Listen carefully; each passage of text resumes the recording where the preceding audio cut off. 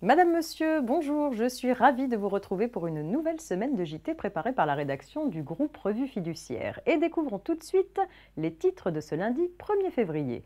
Impôt sur le revenu, DADS et tableau récapitulatif, et pour finir, usagers et administration. Impôt sur le revenu en ouverture de ce JT et ce rappel. Pour vous aider à estimer le montant de l'impôt que vous devrez payer en 2016 sur vos revenus de 2015, un simulateur de calcul de l'IR est mis à la disposition des contribuables sur le portail internet impôt.gouv.fr depuis le 19 janvier 2016. Ce simulateur prend en compte l'ensemble de la législation fiscale applicable en 2016, notamment les réductions d'impôts et la nouvelle prime d'activité.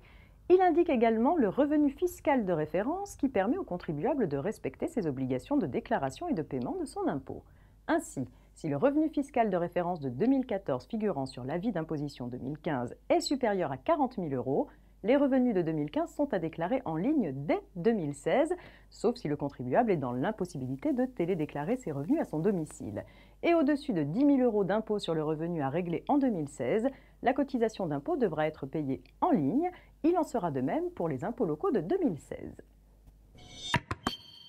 DADS et tableau récapitulatif à présent. Le portail internet iventail.fr, site officiel de l'information et des services de la déclaration annuelle des données sociales, la DADS, a indiqué que la date limite pour transmettre la DADS 2016 concernant les salaires de 2015 est exceptionnellement repoussée à demain, mardi 2 février 2016 à midi, car le 31 janvier est tombé un dimanche.